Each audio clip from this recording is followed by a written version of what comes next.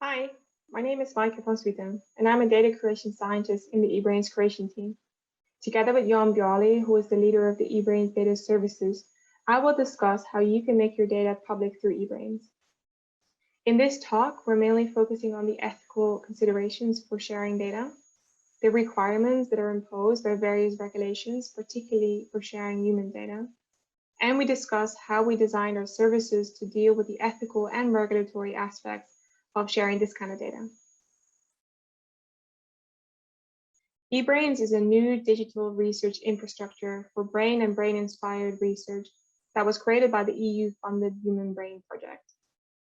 Ebrains targets the broader research community and covers a wide variety of neuroscience data.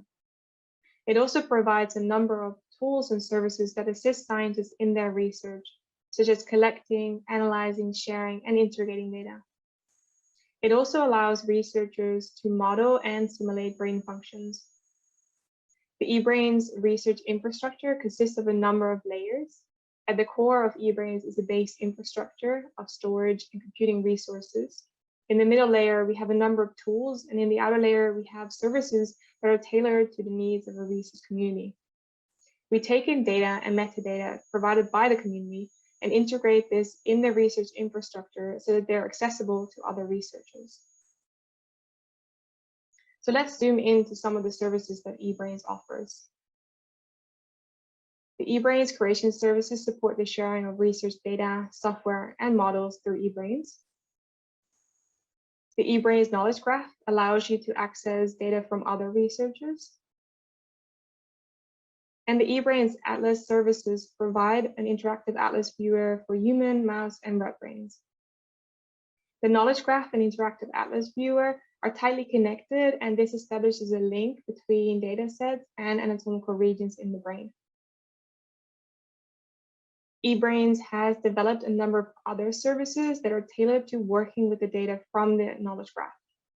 For example, there are tools for analyzing structural and functional data. There's tools to build models and run simulations. And data sets may also be integrated with other tools and software. And the tools and software can be accessed via the Ebrains Collaboratory, which is a cloud workspace, so that you can directly work with the data and the analysis pipelines and workflows that are developed by the Ebrains team. In this talk, we'll mostly focus on how researchers can share and access data via the different Ebrains services. Information about how to share data on Ebrains can be found on the Ebrains Data and Knowledge Services website. And I would like to emphasize that we're already working closely together with a number of external research groups and foundations to support them with the preparation of their data so that they can be made accessible via the Ebrains knowledge graph.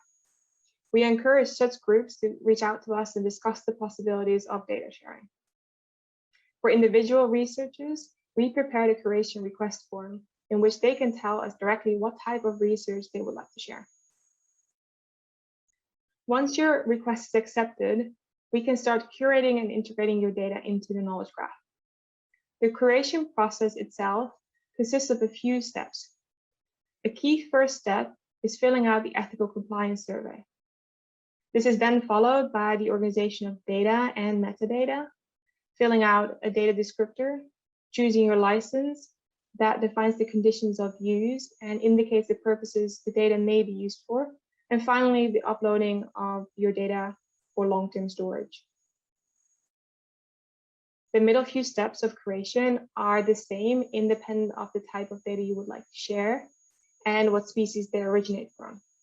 The ethical considerations and data storage depend on the origin of the data, and we'll talk a bit more about that in the next few slides. As a first step in the curation process, we ask people to fill out an ethical compliance survey. This survey ensures that the study complies with EU ethical guidelines, independent of their relationship to the EU. The procedure is not replacing or overruling any decisions made by the local ethics committee. It's just to check that ethical approval was granted for your study and that you're allowed to share your data on a public platform like Ebrains. And this applies to both the approval to perform the study, as well as the consent of human participants that took part in the study. The ethical considerations are different depending on the type of data you would like to share.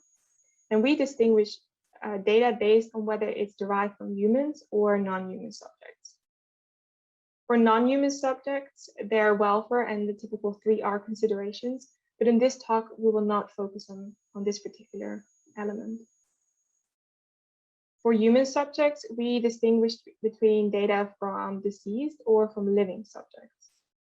Data from deceased subjects do not count as personal data and can therefore be openly shared, provided that other ethical requirements are met. For living subjects, the regulatory requirements are different depending on whether or not it's possible to re-identify the subject. If it's impossible to re-identify a subject, we call this non-identifiable data. But if it is possible, we consider it to be identifiable data. Although some of the ethical considerations may be the same, non-identifiable data, such as anonymous statistics derived from data, are not considered to be personal data and can therefore also be shared openly. Identifiable data means that there is a possibility that the person can be identified from the data set, either directly or indirectly, and therefore this should be treated as personal data. So how do we treat personal data and what are the regulations for this? In EU law, we have a regulation on data protection and privacy within the European Union and the European Economic Area. And this is called the General Data Protection Regulation, or GDPR. This law also addresses the transfer of personal data outside the EU and the EEA. Sharing of data from human subjects can be distinguished based on the level of anonymity of the data, the level of identifiability, and the probability of re-identification. We consider direct identifiers such as the name, dates related to the individual, contact information, medical records, etc. But we also consider indirect identifiers. Indirect identifiers is types of information such as brain activity or brain images that cannot be directly used to identify as individual, but re-identification might be possible under particular circumstances. For example, when this type of information is combined with other types of information. And the re-identification is a process that re-establishes the relationship between data and the subject to which the data refers. So let's look at anonymous data first. Anonymous or non-identifiable data is stripped of all the direct and indirect identifiers, and this gives no possibility for re-identification of the subject. In Ebrains, we make this type of data openly available. It's important to note that it is actually very difficult to render a human data set completely anonymous, and that's why we also consider pseudonymized data. The most strongly pseudonymized data may be referred to as de-identified pseudonymized data. All direct identifiers are removed from these data and may be replaced by pseudonyms. This way, the association between the data and the subject is almost entirely removed, so that there is a very low chance of re-identification. Other types of pseudonymization give a higher chance of re-identification and need to be treated in a similar way to raw data. For these data types, personal data is partially or completely intact, which means that you need to be more careful when you share this type of data. So what kind of solutions does Ebrain have in place to deal with different levels of sensitive and personal data? The Ebrains data and knowledge services deal with anonymous data and make them openly available in the knowledge graph. There are currently more than 750 data sets with anonymized human data in the Ebrains knowledge graph. Ebrains also introduced a human data gateway service with restricted access for strongly pseudonymized and de-identified datasets. For such datasets, HBP data governments developed a GDPR-compliant procedure. These datasets can be shared through the Human Data Gateway service once they've been approved by the data protection offices. And lastly, we have the Ebrain service for sensitive data, which will be in place by 2023. And this one is for very sensitive and confidential data.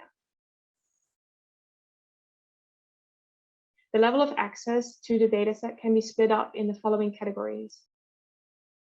Free access to the dataset means that all the data and associated metadata is freely accessible and can be used under the license agreement associated with the dataset. These datasets could be temporarily under embargo so that the access to the dataset is restricted for a limited period of time, typically until the associated work is accepted for publication.